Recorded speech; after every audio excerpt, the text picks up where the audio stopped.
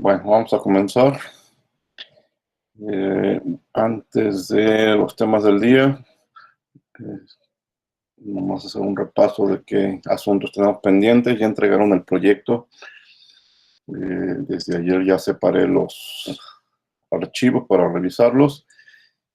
Que son, me recuerda que creo que hoy en la mañana vi un correo de alguien, de un equipo que había subido algo.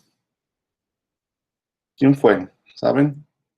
Porque si subieron algo diferente a lo que había ayer, pues yo ya no, yo ya separé lo que voy a revisar, entonces no lo voy a poder, revisar.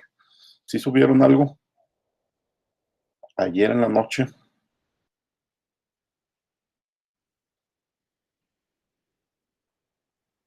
Nada.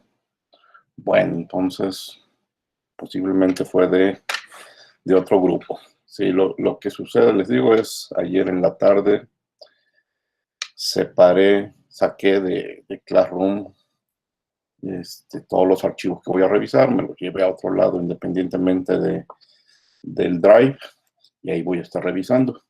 Entonces, si hicieron algún cambio de algún archivo, pues no lo voy a tener registrado. Pero bueno. También les hice llegar su examen, su segundo examen calificado. La solución del examen la subí en Classroom. Si se dieron cuenta, lo que subí fue 2 archivos de Excel. Un archivo de Excel que yo preparé en donde fui recopilando todas las respuestas a los diferentes problemas que formaron el examen. Fue un mismo tipo de problema, pero diferentes sistemas. Y al final creo que había hasta 10 exámenes diferentes, 10 grupos de datos diferentes. Entonces en Excel encuentran la respuesta para cada uno de los exámenes.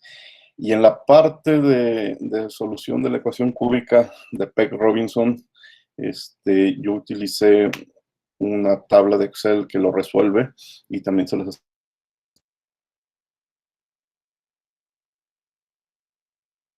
Profe, se apagó su micrófono. Se cerró su micrófono, perdón. Ya, gracias. A ver si voy a estar al pendiente que nos vuelva a suceder. Entonces, en esa página de Excel, pues...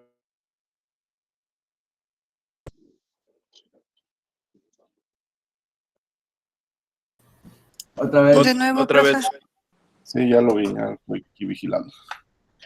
Entonces, en esa página de Excel pueden resolver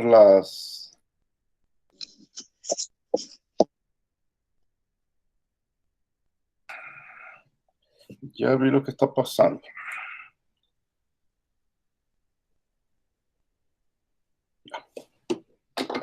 Muy bien. En esa página de Excel pueden resolver la ecuación de Peck Robinson e incluso ver graficado los resultados. Algo interesante que se pueden dar cuenta ahí es en el tercer inciso que nos pedían un volumen específico de la fase vapor, pues nos lleva a una ecuación cúbica, y en esa ecuación cúbica, para todas las opciones tenían 3 raíces reales. Entonces, algo que me di cuenta es, hacían muy bien sus procedimientos, me reportaban las 3 raíces reales, pero hasta ahí quedaba, como que decían, profesor, ahí le van las 3 raíces, usted decida con cuál se queda. Eso era parte de su chamba, con cuál de las 3 me quedo. Pero sucedió algo muy interesante que posiblemente algunos de ustedes se dio cuenta. Una de las raíces reales, una de las 3 raíces reales, era prácticamente igual o muy parecida, porque también en este tema es muy difícil que coincidan con todas las decimales. Pero una de las 3 raíces era el resultado que en el inciso, que en la segunda parte habían resuelto con la ecuación de Racket. Es decir, de las 3 raíces reales, si hubieran puesto atención, se hubieran dado cuenta que una era la de la parte líquida. Entonces ahí estaban incluso confirmando la ecuación de Racket. Y entonces ya quedaban 2. Ahí también se van a dar cuenta que de las 2 que quedan, nada más una puede hacer cálculos de Z. Bueno, quizás eso está más complicado de darse cuenta, pero en la gráfica que se podría hacer, se daban cuenta de cuál correspondía a la fase líquida y cuál nada tenía que ver con eso. Bueno, yo lo que esperaba por lo menos era una discusión de cuál de las 3 podría haber sido la correcta, y una discusión que muy pocos exámenes encontré, aunque sí hubo exámenes en donde encuentro que discuten la posibilidad de cuál podría ser la raíz real. Incluso pues, hay un examen de 100, entonces donde todo estuvo muy bien hecho, ¿de acuerdo? Ese es uno de los detalles que les quería comentar de cómo califiqué la tercera parte.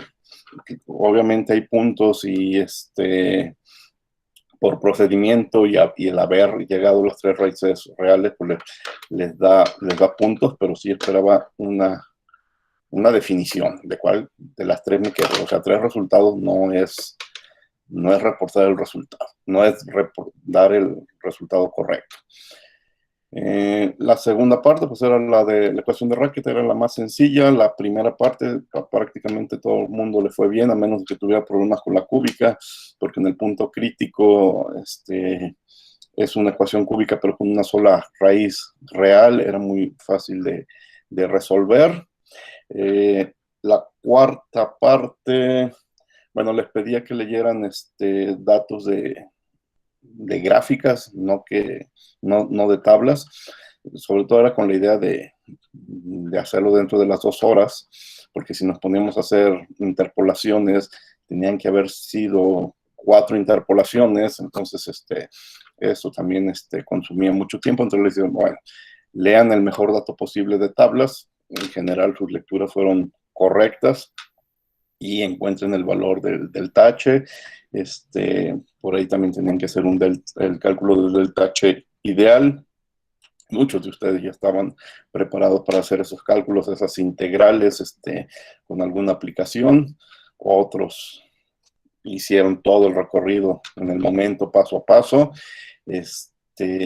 Otros nomás indicaron la integral y el resultado, y ahí también, pues, por eso les pedía las evidencias. Entonces, bueno, hubo un poco de todo.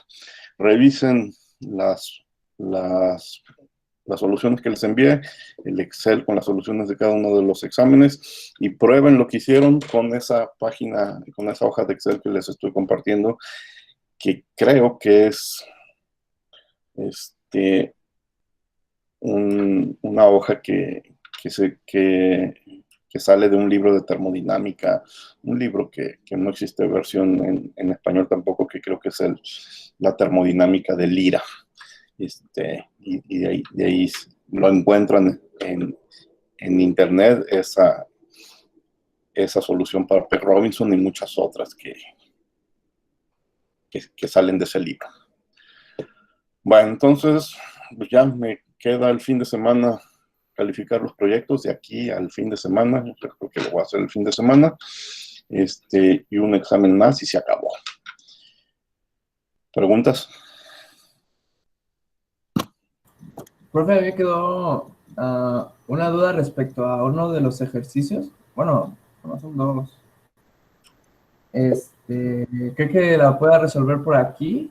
Es que no sé si en realidad si me equivoqué o qué fue, o mejor le mandamos un mensaje más tarde. ¿Qué ejercicio es? Es en el primero. Es que... ¿El primero de qué? Perdón, es en el ejercicio del examen, el primero. Del examen, ok. Sí. A ver, dime a ver si ahorita lo puedo contestar pronto y si después de clase. Es que lo que pasa es que, bueno, comparé más o menos los procedimientos de pues, del ejercicio que hice con lo que está en el Excel.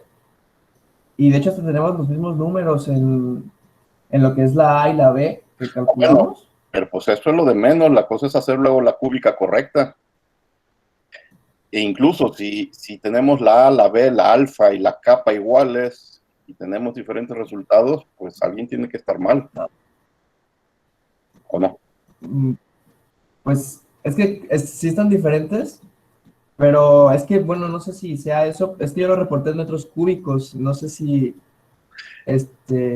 No, no hay problema. ahí.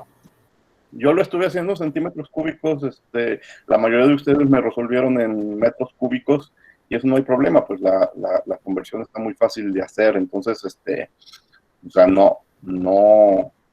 obviamente no quité calificaciones porque estuvieran en otras unidades, incluso el examen no especifica en qué unidades reporten. Si hay errores en unidades, pues eso sí lo tomé en cuenta, pero las unidades que ustedes hayan decidido, si lo hicieron bien, debería estar bien. Entonces, no sé, la diferencia sea en la ecuación, en la solución de la cúbica. Profe, yo también tenía una duda parecida a la del compañero, porque, bueno, es que creo que como lo reportamos en metros cúbicos, la cantidad de decimales afectaba algo, porque eran pues cantidades muy pequeñas, porque de hecho resolví todo con los datos que usted estaba utilizando, pero nada más o sea, limitando los 4 decimales. Y de hecho, resolviendo la cúbica tenía variaciones de lo que usted estaba reportando con resultados. Entonces, me imagino que creo que fue por los decimales que nosotros utilizamos que tenía variaciones tan grandes. A ver, vamos haciendo algo. Quienes tengan ese problema, mándenme por correo electrónico 2 tablas para luego yo hacer rápido las comparaciones. Una tabla con la A, B, alfa y kappa de ustedes y su resultado, y otra con la mía, ¿sí? Y me pongo a hacer comparaciones de qué tanto, a ver si realmente la afectación fueron las decimales usadas, y si es así, pues entonces les corregiré, ¿de acuerdo? Pero hagan esa chambita extra de enviarme las tablas con los números, ¿sí? Sí, está bien. Muchas gracias. Muchas gracias. A revisar a ver si de verdad se justifica que con el uso de más o menos decimales, que no debería ser algo importante, cambia de manera importante la solución, ¿de acuerdo? Disculpe, profe, y otra pregunta, ya la última. Sí. Esta es sobre el cuarto ejercicio. Ya ve que era con lo de la desviación. Sí. Y que teníamos que leer lo de las gráficas. Sí. Ya ve que nos publicó la lista, ¿no? Para ver con quién nos había tocado el examen. Sí. Entonces yo lo comparé, pues, ayer que nos publicó los resultados, le pregunté a mi compañera Nadia para ver cómo lo había resuelto, porque es que lo que pasa cuando sacas la presión reducida y la temperatura reducida, de hecho en el examen me surgió esa duda, como que en ese punto la gráfica hace como 2 intersecciones, no sé cómo decirlo, justo en esa presión reducida es como, hace uno en el -4 y hace otro en el -0.5. Sí. Entonces ahí yo la verdad no supe cuál se toma. Ese problema también, ese detalle también me lo encontré yo, pero, y en los 10 problemas sucede eso. En los 10 problemas, Z0 se encuentra muy cerca de ese límite por la campana, pero si haces el zoom adecuado, se lee arriba, no se lee abajo. Y eso, sí se me hizo algo curioso, pero aplica para todos los exámenes. Entonces, incluso si ustedes intentan la opción de porque ahí también lo recuerdo perfectamente porque se me fue mucho tiempo en la solución, porque dice, está bien el límite, bueno, quizás valga la pena pedirles que interpolen. Entonces, al hacer las interpolaciones, pasaba lo mismo, te mandaba para arriba, la parte de arriba. Sí, entonces dije, bueno, ¿para qué dedicarle tiempo a la interpolación si en la lectura, si nos acercamos lo suficiente, siempre hay que leer arriba? Entonces, así es como se resolvieron todos los exámenes. Y ahí sí, si haces el acercamiento suficiente, te vas a dar cuenta que te tenías que brincar a la parte de arriba de la curva. ¿Sí? Ah, bueno, está bien. Sí. Gracias. Sí, ahí fue algo muy, muy extraño. A la hora yo decidí las temperaturas en las que iban a resolverlo, pues obviamente es antes de resolverlo.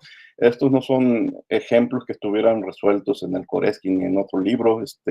Yo me encontré con un problema similar y simplemente le cambié las sustancias. Le cambié el problema similar que me había encontrado, no lo pedía con Racket, lo pedía con el mismo Peg Robinson. Le dije, no, la parte del líquido, que sea más fácil, que la hagan con Racket. Le cambié ese y le cambié todas las temperaturas. Entonces, si se dieron cuenta, entre todos los exámenes hay un delta T de 100 grados.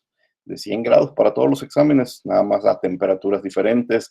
Para todos los exámenes, la presión final en la cuarta parte era de 40 bar, pero las presiones iniciales tenían que, era algo también que puse mucha atención, no les daba una presión, les decía que era saturado, pero como no tienen tablas, pues esperaba que simplemente se acordaran de lo que habíamos platicado en la clase anterior de la ecuación de Antoine, y en eso nadie tuvo problemas, todo el mundo, los que lo resolvieron, acudieron correctamente a la ecuación de Antoine, para calcular la presión, y entonces se pusieron a buscar datos, ¿sí? Pero revisen esa parte de la función cero, y si hacen el acercamiento adecuado, siempre los va a mandar para arriba, y en todos los exámenes. No hubo un solo examen en que se tuviera que leer esa Z0 abajo. ¿Alguna otra pregunta?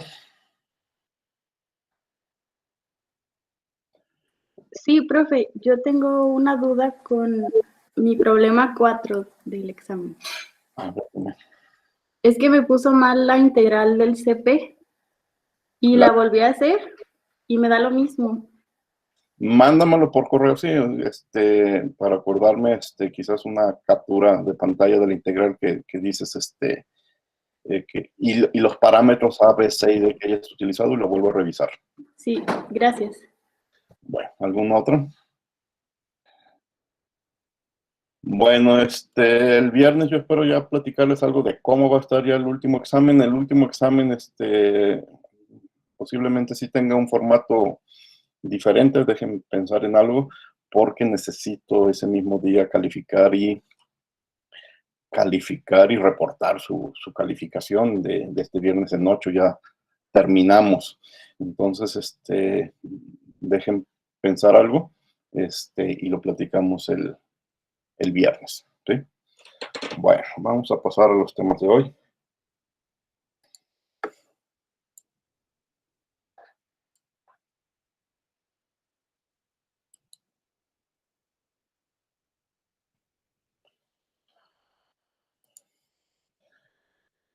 El primer tema de hoy es, por fin, el problema completo, equilibrio de fases multicomponentes.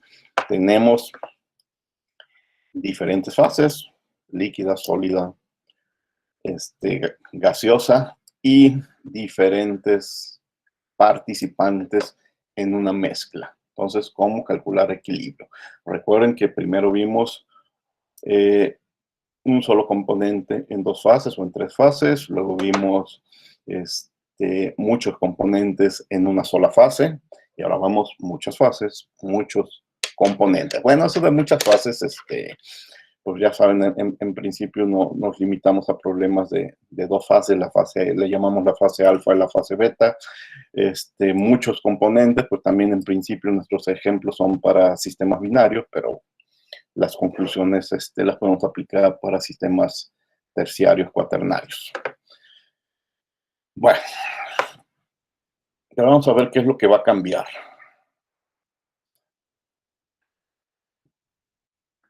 Comenzamos donde nos quedamos en el equilibrio. Habíamos en el equilibrio, en las clases anteriores de equilibrio en general anteriores. Sabíamos que el equilibrio es cuando dg sea igual a 0 y ese dg, pues, de nuevo, limitándolo a un problema de dos fases, pues implica que el diferencial de la energía de Gibbs en la fase alfa más el diferencial de la energía de Gibbs en la fase beta sea 0. Si sustituimos la definición del diferencial de G, que también vimos en las clases anteriores, pues esto es menos SDT más BDP.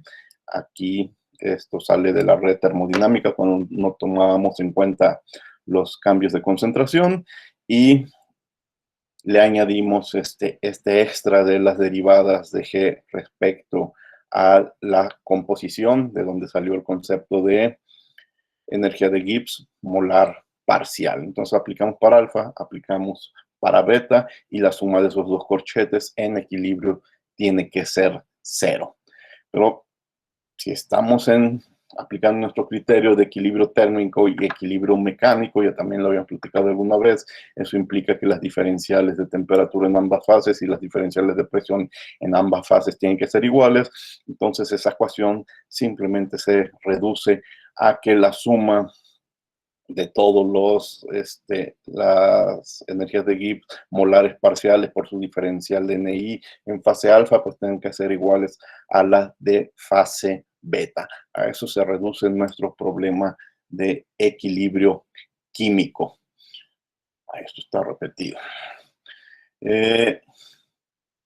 Bueno, pues si se fijan, ¿qué es lo que hay aquí adentro? Lo que hay aquí adentro es una energía de Gibbs molar parcial y una energía de Gibbs molar parcial es la derivada de la energía de Gibbs respecto a los moles del componente que estemos analizando, manteniendo la temperatura, la presión y el resto de los moles constantes. Bueno, pues esa energía de Gibbs molar parcial, que la podemos escribir como G testada I, en termodinámica, en fisicoquímica, se le conoce también con otro nombre y con otro símbolo, con el nombre de potencial químico. Es una propiedad que posiblemente ustedes ya conocían de clases de fisicoquímica, aunque posiblemente en esas clases de fisicoquímica no fue necesario decirles que el potencial químico matemáticamente implicaba derivadas de la energía de Gibbs respecto a los moles, pero es lo mismo, ¿sí?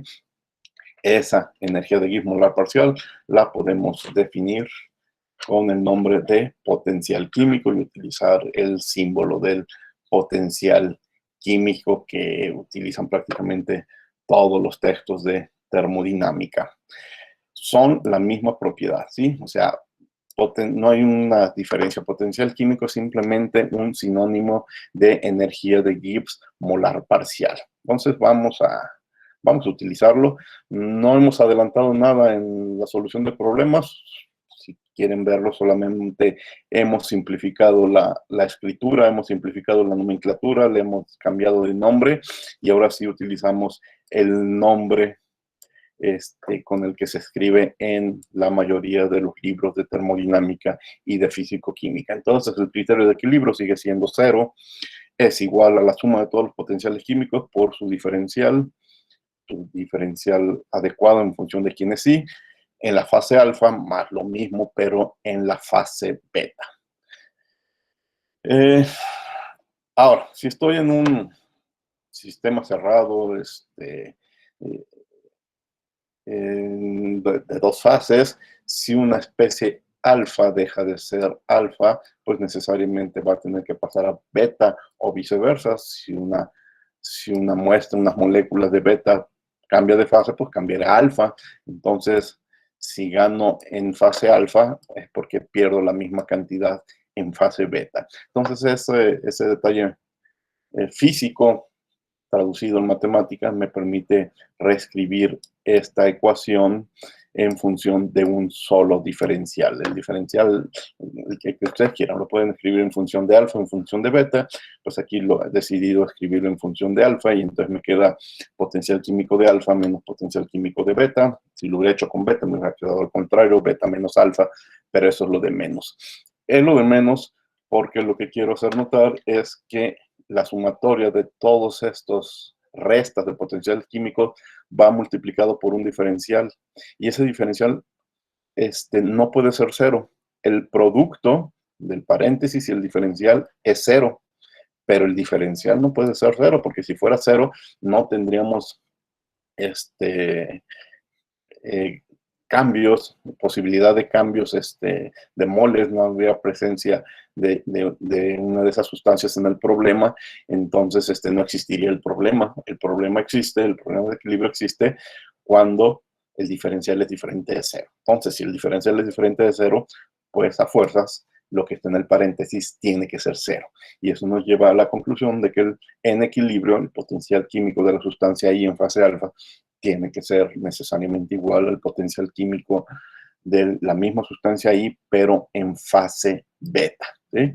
Entonces, hemos replanteado hemos más que replanteado, generalizado nuestro problema en función de potenciales químicos.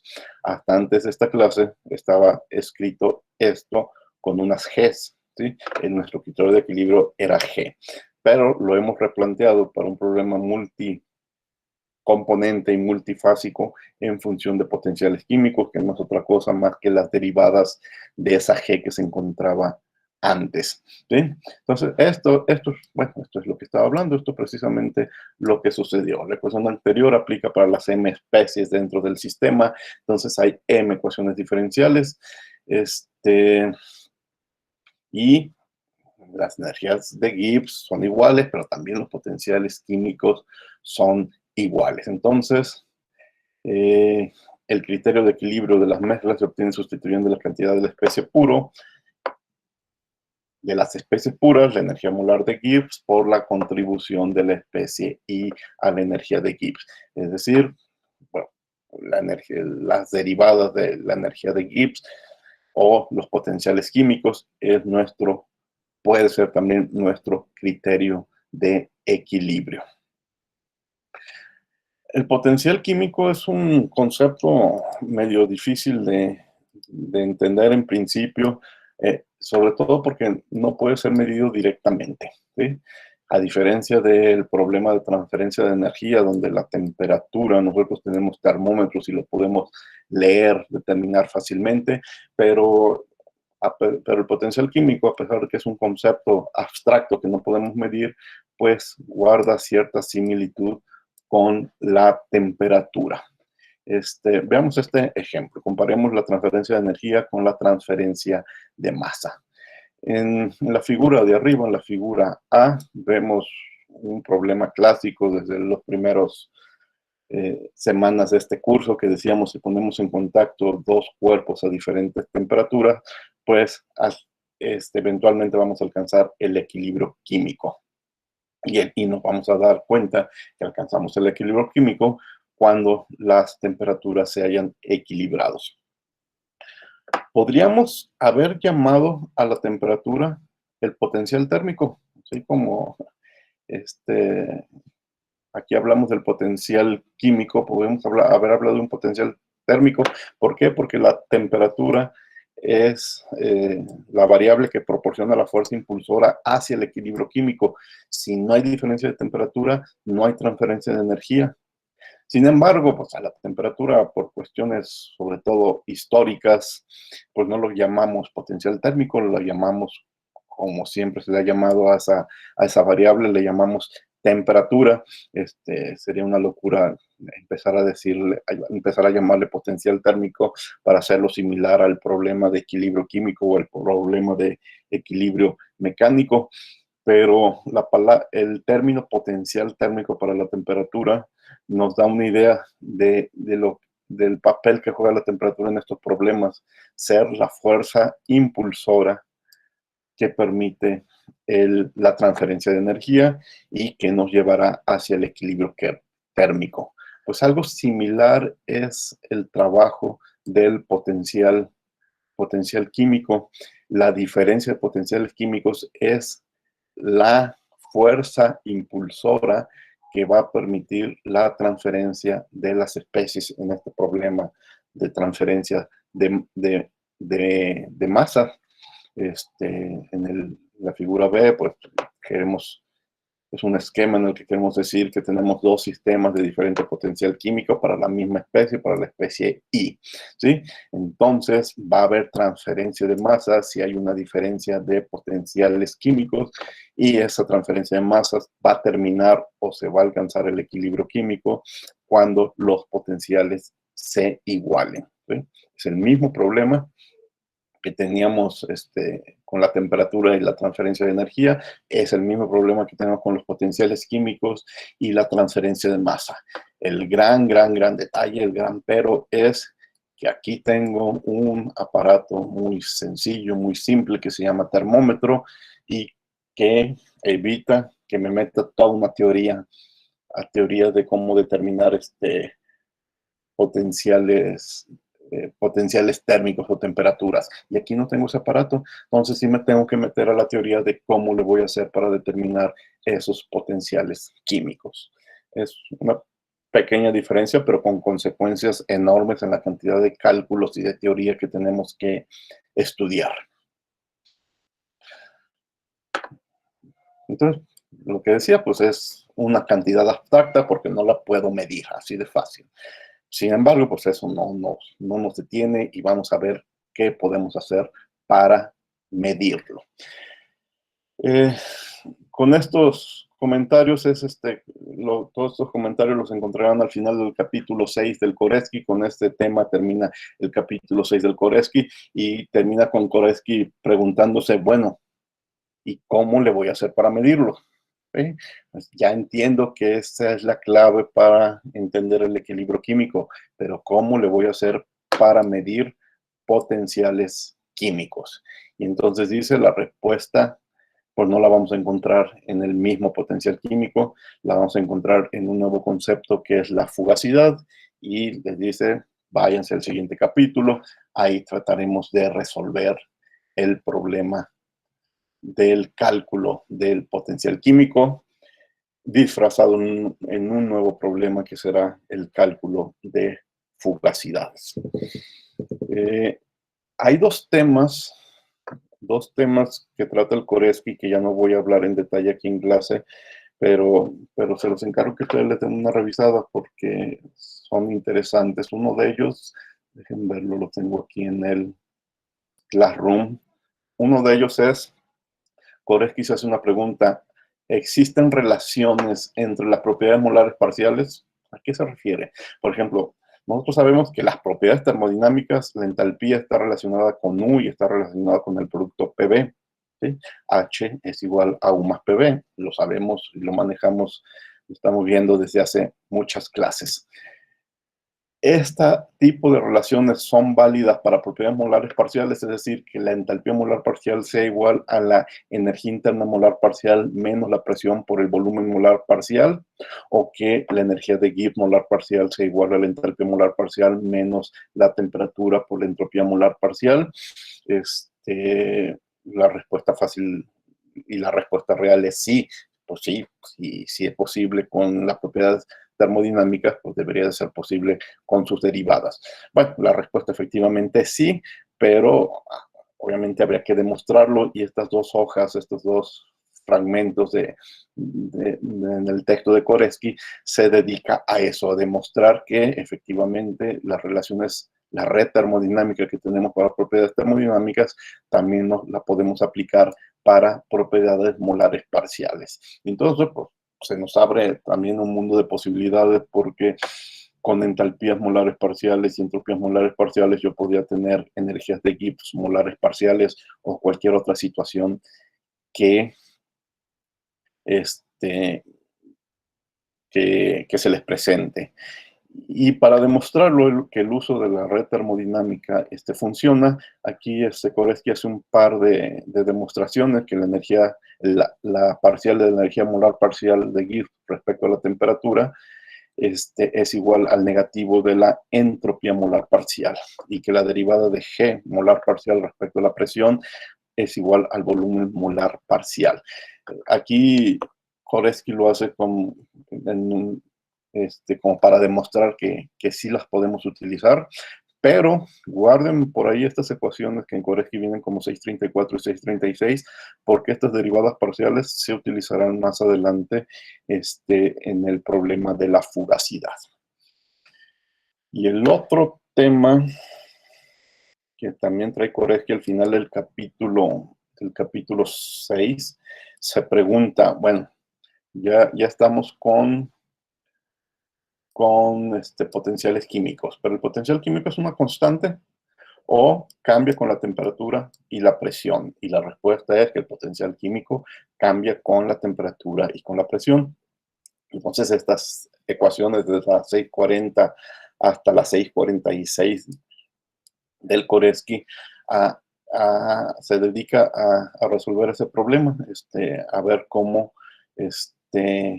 afecta la temperatura a los valores del potencial químico, ¿sí? Entonces también no me interesa mucho revisarlo paso a paso, pero por ahí hay unas ecuaciones interesantes a las que luego utilizaremos, por ejemplo, estas entalpías y volúmenes molares parciales para el caso de gases ideales, esta diferencial de entropía también para el caso de un gas ideal. A esas ecuaciones después regresaremos, independientemente del procedimiento para obtenerlas, ¿sí?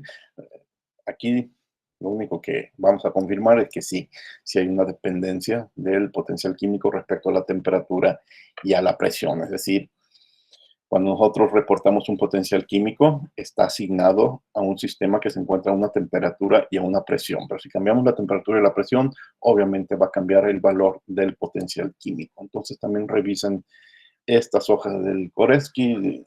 También lo separé y lo subí al Classroom. Y antes de entrar a fugacidades, quiero que revisemos este ejemplo. Una de las consecuencias de la termodinámica en multifases y multicomponentes es que tenemos que poner atención a la regla de las fases de Gibbs. Hasta antes de que entráramos a problemas de muchos componentes, nosotros teníamos una regla muy sencilla de que para sustancias puras teníamos que definir dos propiedades para que el resto de las propiedades quedaran fijas, y entonces resolvíamos nuestros problemas en función de presión y temperatura o en función de volumen y presión, como nos fuera conveniente, pero separábamos dos propiedades, ¿sí? Por la regla de las fases de Gibbs que platicamos hace algunas clases. Mira, aquí está la regla de las fases de Gibbs. Si el número de especies químicas era 1, si el número de fases era también 1, más 2, el resultado es 1 menos 1 más 2, da 2. Entonces eso quería decir que yo tenía que fijar la presión y la temperatura, o tenía que fijar la presión y el volumen, o tenía que fijar la presión y la entropía, no sé, cualquier par que fuera conveniente en su problema, para que el resto de las propiedades ya quedaran fijas, ya quedaran determinadas. Pero ahora que estamos entrando a problemas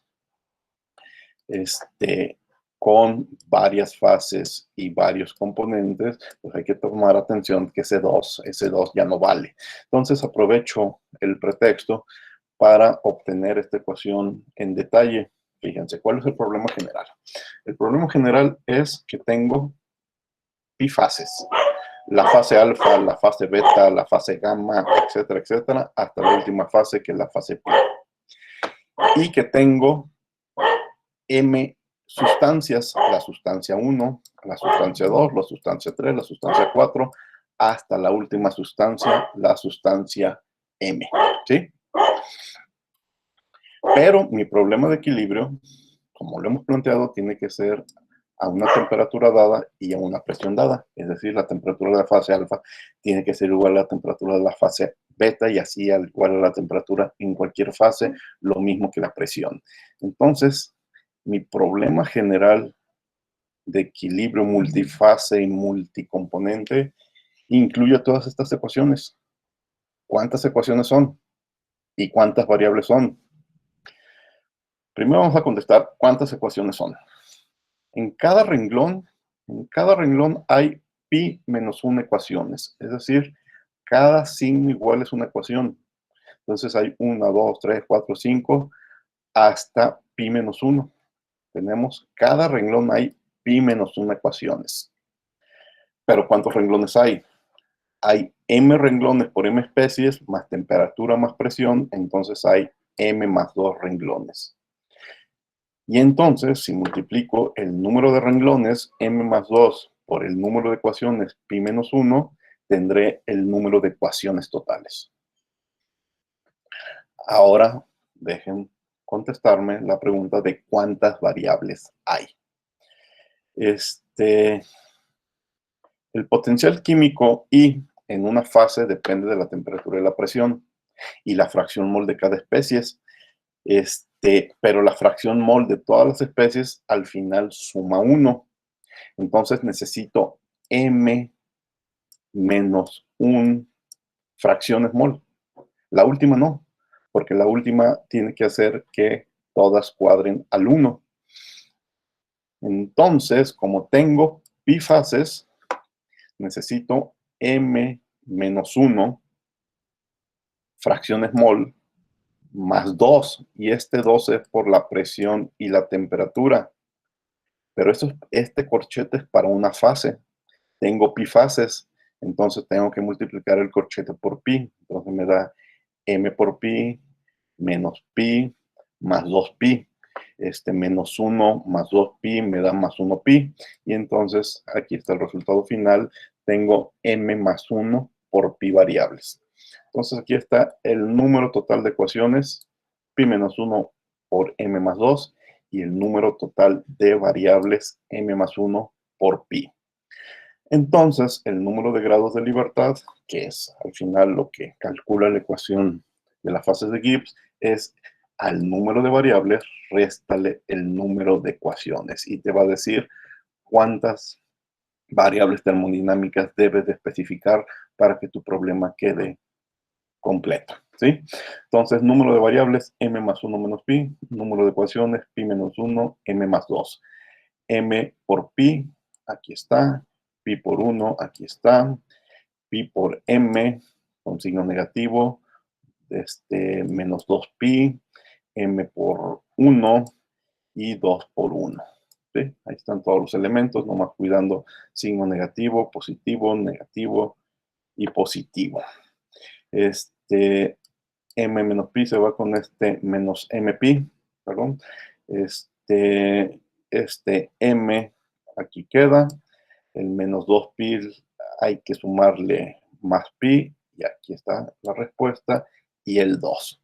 Y entonces ahí está la famosa regla de las fases de Gibbs. M, el número de especies químicas, le restamos pi, el número de fases, le sumamos 2, ese 2. O sea, si revisamos todo el procedimiento, pues tiene que ver con la presión y la temperatura, y tendremos el número de grados de libertad. Y aquí está el ejemplo clásico que vemos que trabajamos durante todo el principio del curso. Una fase, una sustancia, 2 grados de libertad. Pero bueno, no sé, ahora vamos por problemas en donde tengo, por ejemplo, 5 especies químicas en 2 fases, en líquido y vapor, más 2. Entonces, mis grados de libertad es 5, ¿sí? Y eso podría ser la presión, podría ser la temperatura, y el resto podría ser las fracciones mol de los componentes, o podrían ser 4 fracciones mol y la presión, ¿sí? Sería muy cómodo si yo sé cuánto entra el sistema, entonces conozco la fracción mol de todos los componentes, entonces 4 fracciones mol son independientes, una es dependiente. Entonces, de esas 5 variables, 4 podrían ser fracciones mol, y ya nomás me hace falta otra propiedad termodinámica que podría ser la temperatura, o podría ser la presión, o podría ser cualquier otra, lo que ustedes quieran, y quedaría definido mi problema, el resto de las propiedades. ¿Sí? Entonces, este problema fue simplemente recordar la importancia que ahora tiene la regla de las fases de Gibbs, porque en cada problema tenemos que revisar antes cuál es el resultado de esta regla de las fases. Bueno, ahora sí, entramos al tema de fugacidades.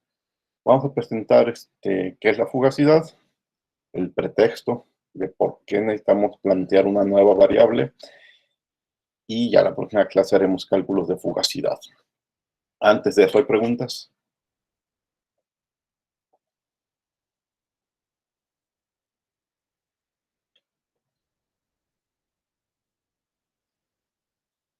Parece que no.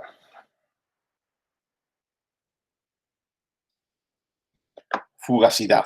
Fugacidades, o también aquí van a entrar coeficientes de fugacidad.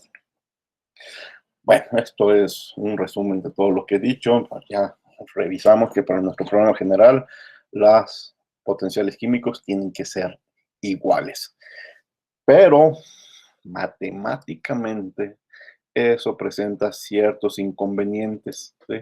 El problema de resolver potenciales químicos no es tan sencillo. No vamos a entrar en esos detalles de qué problemas matemáticos nos vamos a encontrar si seguimos el camino de los potenciales químicos.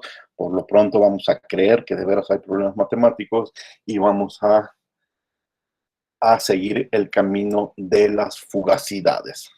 Entonces, históricamente, pues, alguien se dio cuenta de que seguir el camino de los potenciales químicos era problemático, y se le ocurrió a alguien, podemos decir, un genio de la termodinámica, un camino diferente, y ese camino hizo que se topara con lo que ahora llamamos la fugacidad. La fugacidad es una propiedad tremendamente útil que contiene toda la información del potencial químico, pero que evita los enredos matemáticos a los que nos llevaría el potencial químico.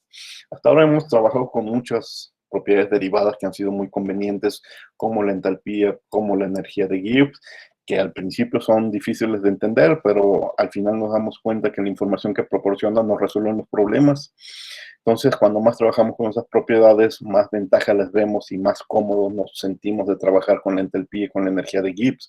Eso va a suceder también con la fugacidad. Quizás al principio cuesta trabajo entender cómo es que va a resolver el problema, pero ya con los ejemplos vemos que efectivamente lo resuelve. Un detalle importante en la deducción de la fugacidad es que la idea, cómo nace la idea. Hasta ahora, prácticamente todas las propiedades que hemos desarrollado han sido deducidas, es decir, hemos utilizado un método deductivo.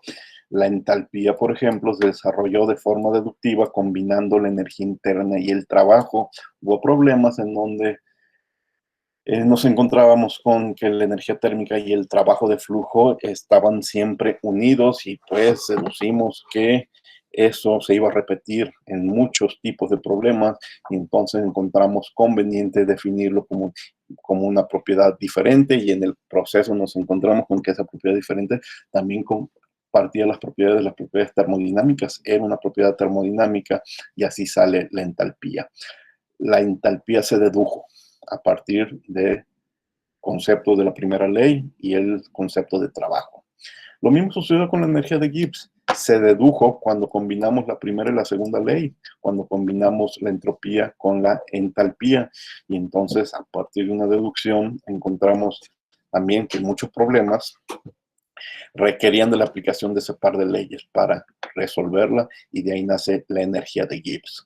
Bueno, pues ahora la historia de cómo surge la fugacidad no es por una deducción, es por un proceso inductivo. Se se induce. Inducir lo entendería como lo metemos prácticamente a fuerzas y hacemos que cuadre. ¿Qué quiere decir esto? Se induce, no se deduce.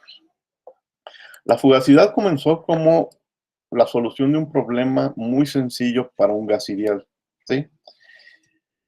Pero la solución, y ahorita la vamos a obtener, esa solución para un gas ideal, era tan sencilla que a alguien se le ocurrió, pues ese esqueleto, esa estructura de la solución, la voy a tratar de aplicar para cualquier sistema, sea gas real, sea líquido, sea sólido, y pues, ¿qué creen? Funcionó.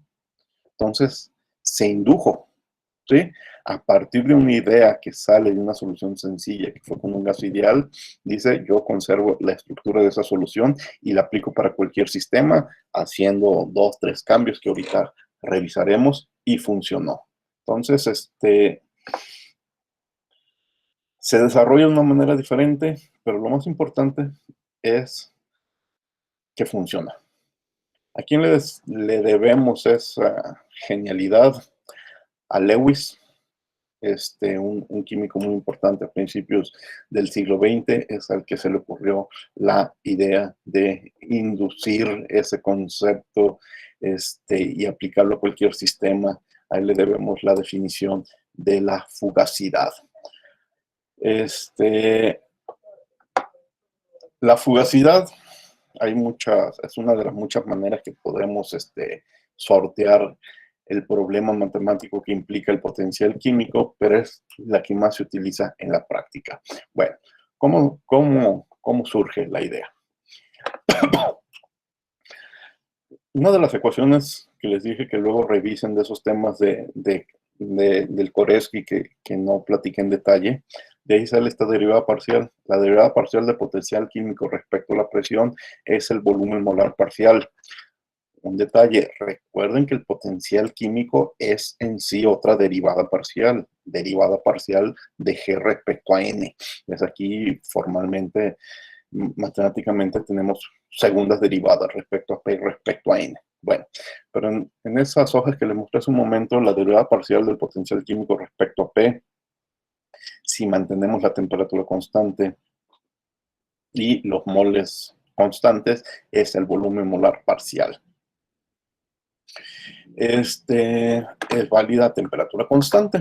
Entonces, de esta ecuación la voy a reacomodar de esta otra forma. El diferencial del potencial químico es igual al volumen molar parcial por el diferencial de la presión, ¿sí? A temperatura constante. Bien, pues entonces Lewis lo que hizo es lo resolvió para un gas ideal. Es decir, ¿cuál es la derivada del volumen respecto a los moles en un gas ideal? RT sobre P. RT sobre P lo multiplica por dP, ¿sí? Entonces, resuelve. Aquí tengo una integral de P sobre P que implica un logaritmo y encuentra esta solución, ¿sí? Bueno, nomás el detalle, todos estos párrafos que no estoy leyendo, dicen, bueno, ¿y cómo voy a integrar el diferencial del potencial químico? Y dice, bueno, necesito un estado de referencia. Para el estado de referencia voy a utilizar un supraíndice O, y bueno, necesito un estado de referencia. Ya después nos pelearemos de cómo obtendremos información de esos estados de referencia. Entonces, la primera derivada es una diferencia de potenciales químicos, el potencial químico de mi problema y el potencial químico de un estado de referencia del cual yo tengo que conseguir. Pero el lado derecho de la ecuación es lo interesante. La solución es muy simple. RT por el logaritmo de la presión de mi problema, entre la presión de referencia. Y así de fácil está resuelto nuestro primer problema de potencial químico. Para un gas ideal, solamente esta ecuación solamente funciona para un gas ideal, pero ya está resuelto. Bueno, pues aquí es cuando a Lewis se le ocurre bueno, antes de eso vamos a hacer un pequeño cambio. La relación entre presiones, la puedo sustituir porque va a ser más fácil trabajarlo con presiones parciales. La presión parcial del componente I es la fracción mol por la presión. Entonces, sustituyo presiones por presiones parciales, las fracciones moles se van a eliminar y aquí está una forma más cómoda de utilizar. ¿Por qué me conviene en función de presiones parciales? Porque estoy resolviendo potencial químico para una especie en particular, para la especie I. Entonces siempre va a ser más fácil tener la información de sus presiones parciales. Bueno, ahora sí viene la idea de Lewis. Lewis dice, voy a conservar el esqueleto de esta solución, la forma matemática, la forma de esta función matemática, y la voy a aplicar para cualquier sistema. El detalle es, con gases ideales me funciona con presiones, o para cualquier sistema me va a funcionar con una propiedad nueva que le voy a llamar fugacidad, ¿sí? Y empiezo a experimentar si esto funciona, ¿sí? Entonces, me brinco todo esto, dice, la diferencia de potenciales químicos es una definición para cualquier sustancia, tiene la forma RT, logaritmo de la relación de las fugacidades. ¿Y la fugacidad de dónde la voy a sacar? Pues eso ya será otro problema. Es más, hasta que resuelvan ese otro problema, podemos ponerle palomita a esta ecuación, pero históricamente el detalle es de que ya tenemos respuesta para todas las fases, para fase vapor, para fase líquida, para fase sólida, y entonces ya sabemos que esto efectivamente funciona. Entonces eso es lo que hace Lewis, decir, pues con presiones no se resolverá para cualquier problema, con presiones solamente funciona para gases, ¿sí?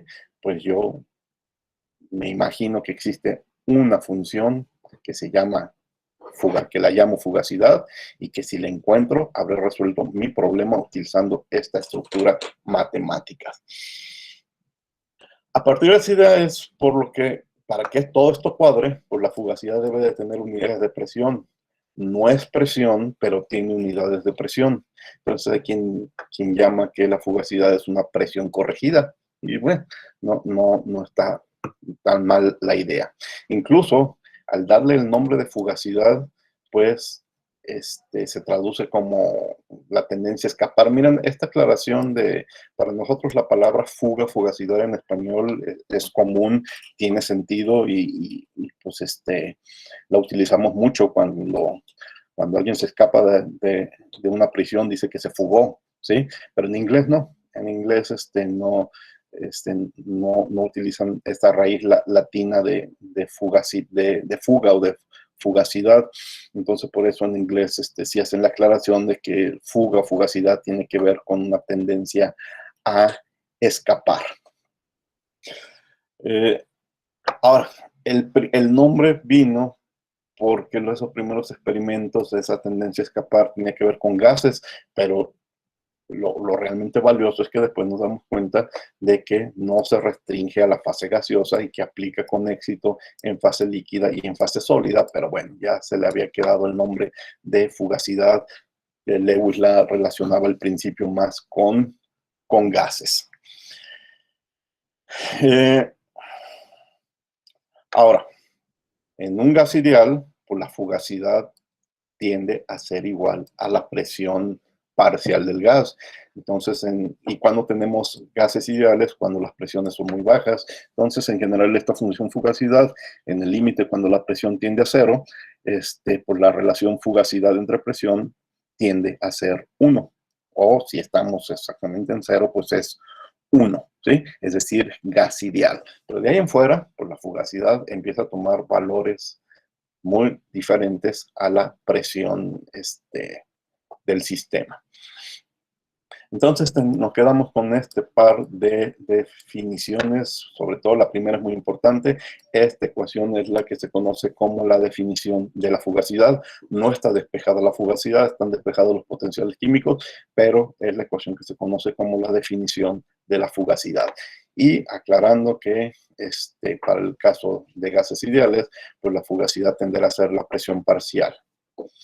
ya veremos en otros casos. Antes de ver cómo resolvemos problemas de fugacidad, vamos a definir un coeficiente de fugacidad. Si la fugacidad yo la divido entre la presión del sistema, entre la presión parcial del sistema o la fracción mol por la presión del sistema, tendré lo que se llama el coeficiente de fugacidad. Antes de eso, algunas aclaraciones. Cuando yo escriba, y eso tiene que ver sobre todo con el CEN y con el CORESGI, donde estamos revisando estos temas, cuando yo escriba la F con este acento, me estoy refiriendo con el acento a la fugacidad de la sustancia I en una mezcla, ¿sí? Con ese acento voy a estar hablando de que la sustancia I es parte de una mezcla. Si yo me encuentro una fugacidad de I y no tiene el acento, quiere decir que esta fugacidad fue calculada para la sustancia I, considerándola una sustancia pura. Es cuestión de nomenclatura nada más, pero tómenlo en cuenta. Cuando yo vea P minúsculas, estoy refiriéndome a presiones parciales, entonces tiene que ir acompañada de un subíndice que me indique la presión parcial de qué componente. Cuando yo veo una P mayúscula, me estoy refiriendo a la presión total del sistema. Y la otra cosa interesante, de aquí en adelante, las Y, las Y minúsculas van a ser fracción mol de fase vapor. Y más adelante, cuando me tenga que hacer referencia a fase líquida, más así va a ser, a lo mejor lo estoy confundiendo, pero ahorita les digo. La X va a hacer referencia a fase líquida. Pero dejen revisar el siguiente. Me quedó la duda.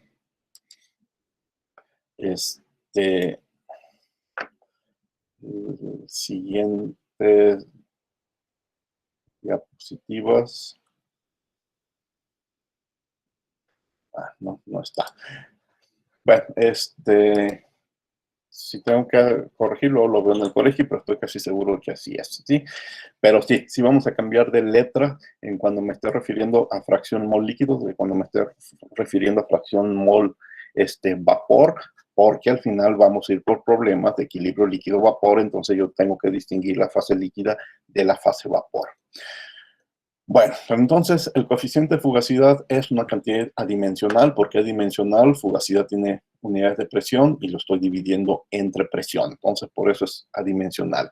Y compara la fugacidad de la sustancia I con la presión parcial del sistema como gas ideal. Entonces, en gases, el coeficiente de fugacidad también sirve como medida de qué tanto nuestro sistema real se aleja de del gas ideal. Un coeficiente de fugacidad igual a 1 representa el gas ideal, las fuerzas atractivas y repulsivas se equilibran. Un coeficiente de fugacidad menor a 1, es decir, menor que en el caso de un gas ideal, las fuerzas de atracción dominan. Y cuando es mayor a 1, las fuerzas repulsivas son las que dominan al sistema. Pero siempre nuestra referencia, el 1 es el gas ideal. Una advertencia que aquí leemos, pero mejor la explico acá arriba. El coeficiente de fugacidad es fugacidad entre la presión parcial del sistema. En cambio, ¿dónde está? Bueno, la fugacidad de referencia, voy a usar la presión. Aquí todavía no lo he escrito, lo voy a escribir más adelante. Voy a usar la presión como gas ideal y la presión como gas ideal es una presión muy baja, entonces aquí al final lo voy a sustituir por una presión que, bueno, en el CORESGI en inglés dice subíndice low, ¿sí? Entonces, vamos a la advertencia. El coeficiente de fugacidad es relativo a la presión parcial y no a la presión parcial del estado de referencia, que va a ser una presión muy baja.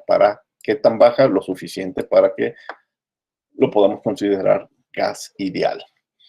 Y otra advertencia, las fugacidades en solución no son las parciales de la fugacidad respecto a los moles para cada componente, o en otras palabras, la suma de todas las fugacidades de los componentes sí no me da una fugacidad de la solución. No existe una fugacidad de la solución, existen fugacidades de cada componente. Bueno, entonces, finalmente, para una especie pura, yo puedo sustituir las G, y bueno, quitar los potenciales químicos y sustituir las G, ¿sí? El gran tema de hoy, quizás no he hecho tanto énfasis, es que si estoy en solución, en mezcla, voy a usar los potenciales químicos, ¿sí? Pero si estoy en sustancias puras, voy a utilizar las G, no tiene sentido sus derivadas, ¿sí? Entonces, este recuadro es con el que voy a empezar a hacer cálculos la próxima clase para gases puros. Pero es más, en la misma próxima clase, después me voy a brincar a empezar a hacer cálculos para gases que forman parte de una mezcla. Entonces, aquí mucho cuidado, porque cuando aparece la G, quiere decir que estoy con fugacidades de sustancia pura. Si se fijan, no aparece el acento que les platicaba, ¿no? Aquí está incorrecto escribir el acento, porque me refiero a una sustancia pura, no aparece el acento, no aparece el acento. En este tema, en principio, para no perdernos, hay que tener mucho cuidado con la nomenclatura, ¿no? Bueno, esto lo estaremos practicando la próxima clase. Un último detalle, la fugacidad funciona como criterio de equilibrio. Vamos a ver que sí. Hasta ahorita nuestro criterio de equilibrio es el potencial químico. Pero si yo sustituyo la definición de fugacidad para la fase alfa y sustituyo la definición de fugacidad para fase beta, y reacomodo significa paso esto de este lado y paso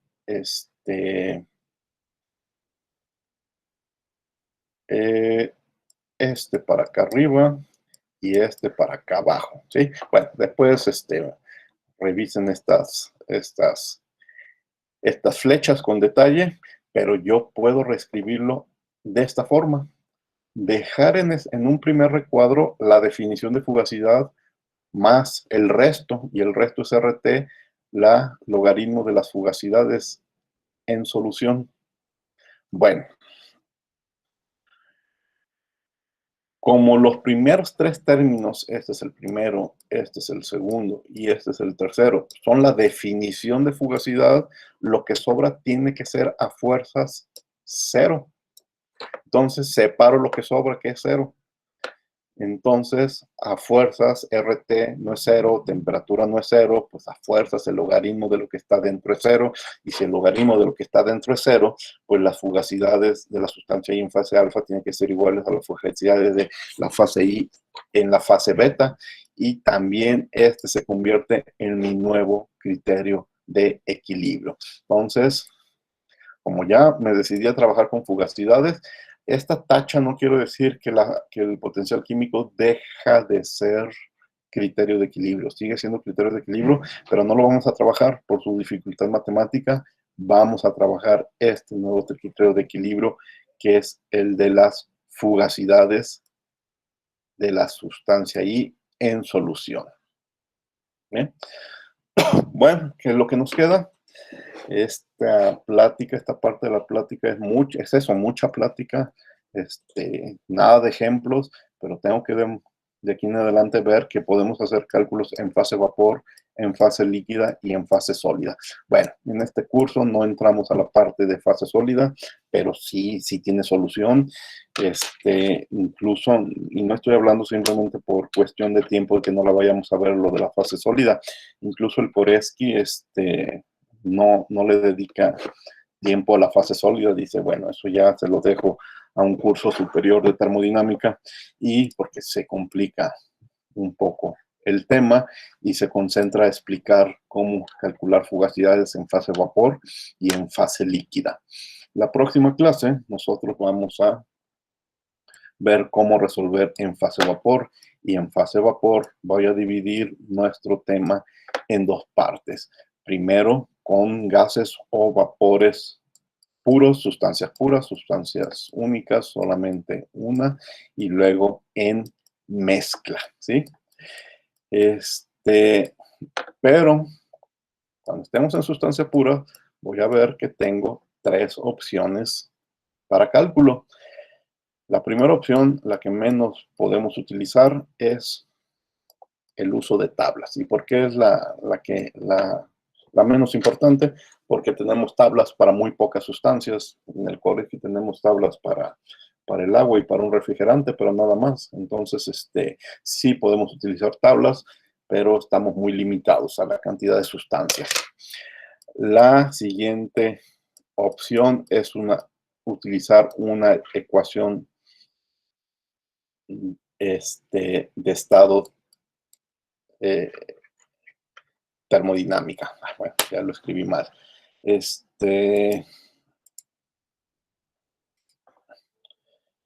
Utilizar una ecuación de estado.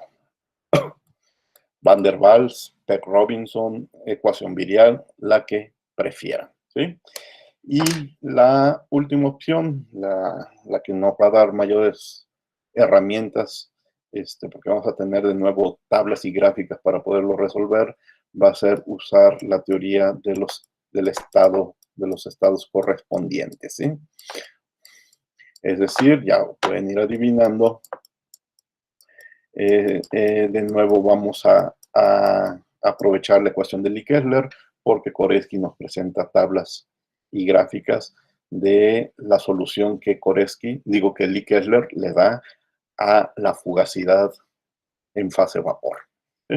Y ya después vamos a ver un ejemplo de tablas, un ejemplo de ecuación de estado, un ejemplo de las gráficas de Lee-Kessler, y ya después pues, pasamos al problema de mezclas de gases.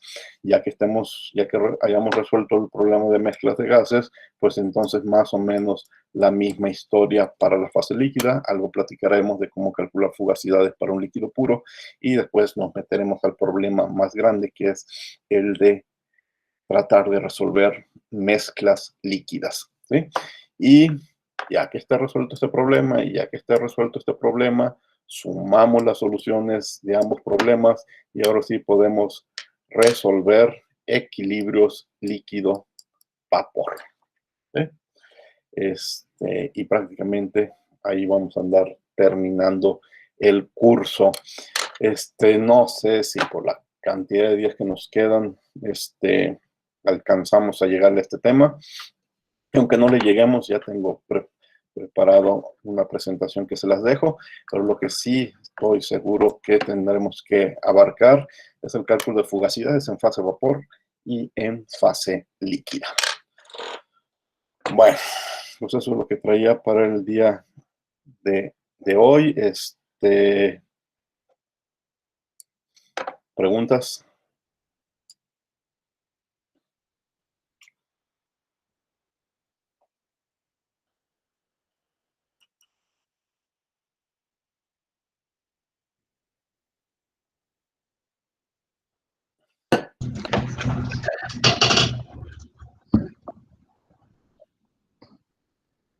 ¿Veremos ejemplos de esto en la siguiente clase, profesor? De fugacidad y de todo esto. La siguiente clase vamos a hacer cálculos ver solamente ejemplos de cálculo de fugacidades de gases puros, y entraremos al tema de cálculo de fugacidades en mezclas. Muy bien, gracias. Ejemplos resueltos. Bueno, pues entonces es todo por el día de hoy. A todos los que quedaron de enviarme de cosas sobre el examen, por favor háganlo el día de hoy para también resolver esa parte lo más pronto posible y ya dedicarnos de lleno a si hay detalles de la revisión del proyecto, pero sobre todo al tercer examen. Bueno, es todo por hoy. Que estén bien. Nos vemos para el viernes. Gracias, profe. Nos vemos. Dale, profe, gracias. Gracias, profe. Gracias.